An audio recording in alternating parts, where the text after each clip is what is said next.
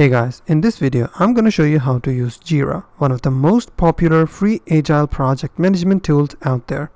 JIRA is great for managing software projects, tracking tasks, and work with teams using agile methods like Scrum or Kanban. First of all, you have to head over to the atlassian.com/software/JIRA. This is their official website and you can sign up for a free account. Once you're in, create a new project. Now you can choose a Scrum board or Kanban board, or a basic task tracking setup. Next, you'll see a project dashboard.